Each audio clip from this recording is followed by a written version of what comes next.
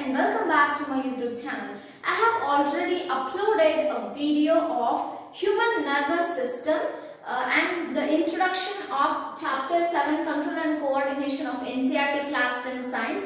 Today I am going to discuss about electric impulses, mainly advantages and disadvantages of electric impulses. If you have not seen the video of human nervous system, then please go and check that video. The link is already there in the description for you, and later come to this video and watch this video till end.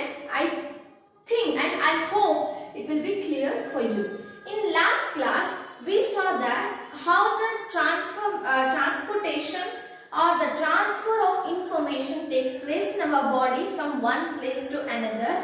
We saw that the information is transferred in the form of electric impulses, but these electric impulses are transported throughout the nerve cell in the form of electric impulses itself. But when it comes to the synapse or the gap between one neuron to another neuron, the electric impulses are converted to chemical impulses or converted to some chemicals, and later again it is converted to electric impulses. So now let us study why this whole process takes place.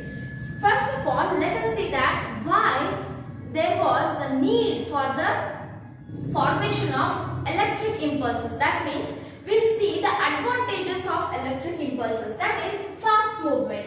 We already know that for electricity also, when you start the switch or button, at that moment itself the bulb glows or the fan starts or the AC starts. So like this, the electric movement, normally what we say, it is the most fastest movement ever, and here the fast movement is itself the advantage of the electric impulses. So last class I gave you an example that when teacher enters the class, you will stand up and wish them. So let us consider this example itself. So if the information is transferred in our body in any other form, then first it has to reach our brain. Later we have to think that who is entering our class, and what we have to do, what we have to respond to them, how we need to respond to them. So and again the decision should come to the means it should be passed throughout our body, so that we should stand up and wish.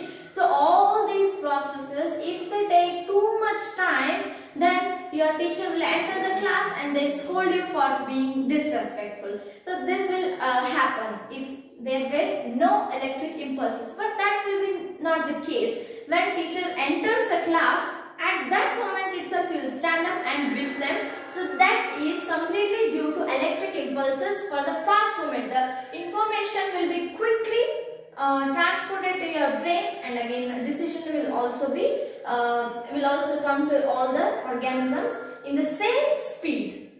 And let us see about disadvantages. So why I am telling you about the disadvantages of electric impulses means, in last class we saw that it is transferred or transported in the form of electric impulses itself, but when it comes to the gap between two neurons, it is converted to chemicals. And why should it be converted to chemicals? There must be some disadvantages of electric impulses.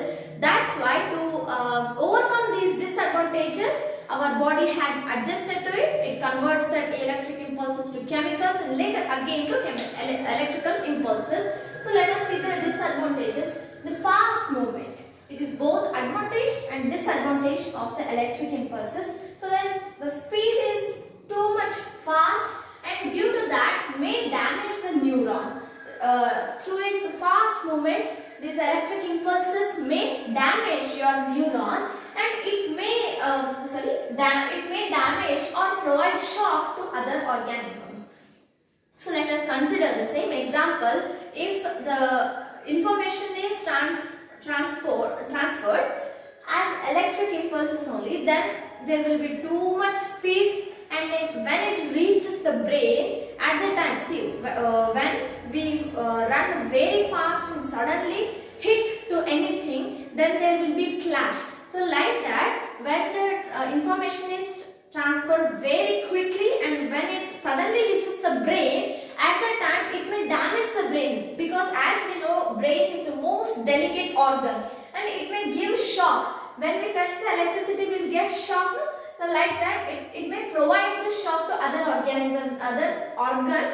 Means here it may be brain or muscles. When it reaches again to your muscles, at that time also it may create the problems and it may spread in synapse. So when the electrical impulses will be spread in the synapse or gap, at the time some of the electrons or some of the electric impulses may go there in the gap in between, and that may cause for the charge of the synapse. There may be charge present in the synapse, and the spread of transfer can't be regulated. So if the electric impulses are set, then it will go with the same speed, with that rapid speed, but sometimes we need to slow it down and again we need to fast it. So that will not be helpful if the body develops electric impulses throughout. So 1, 2, 3, 4, 5, to overcome all these 5 problems, the electric impulses are converted to chemicals. So like this, I already told you that between the last neuron and the brain, there is also a gap present in between, that is synapse, and at that place also the electric impulse is converted to chemicals. So like this, it will not give any shock or damage to our brain. And also here, the speed of transport can't be regulated, but if the electric impulses are converted to chemicals, at the time in the space, that is in the synapse, the speed of the information is reduced, and again it becomes fast, and again it is reduced. So like this we can regulate the speed, or it will damage the neuron as well as the other organs. So this is the reason why there is conversion between electric impulses to chemical impulses. That's why we call the whole transportation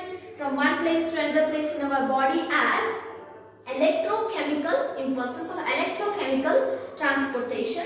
And next, there are another 2 disadvantages. They are: information is passed only through nervous system and some other cells or organs connected to nervous tissue. So here, this information is transferred only through nervous system, because all these things and electric impulses take place in neurons.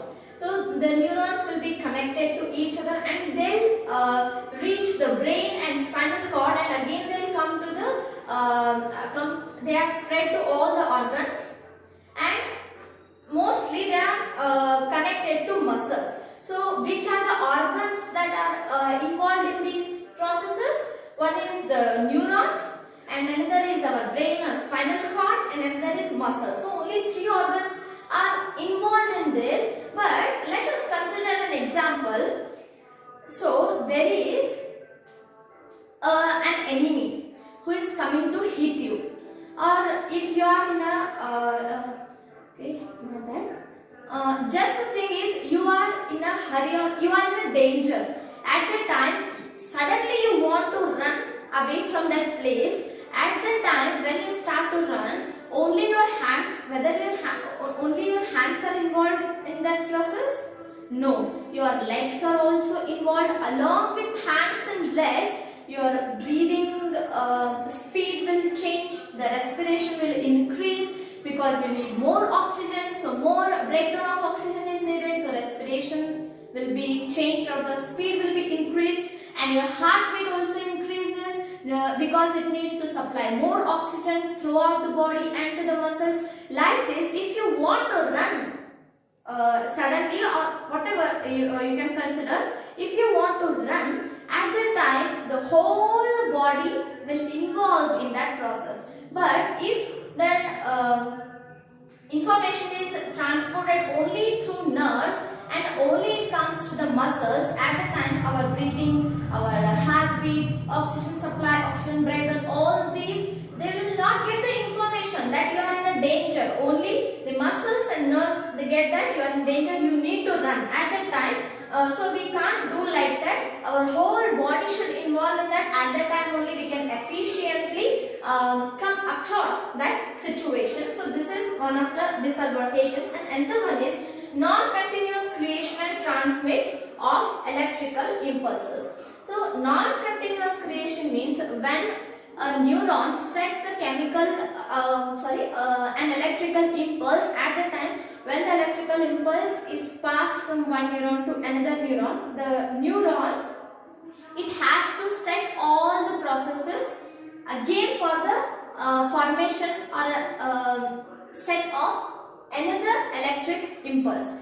Like means if once it will create electrical impulses and it will send to next neuron, and again to create another electric impulse it needs to set up all the components in its cell, and it needs to create that environment, and later after creating all those environments it can produce or generate the electric impulses. So like this non-continuation, non-continuous means the neuron cannot create and supply the electric impulses one by one. So we need time. When one electric impulse is formed, to form or create another electric impulse, the time, a little bit time takes. So these two are the disadvantages of electric impulses. And due to these two disadvantages of the electric impulses, the chemical coordination has took place in our body.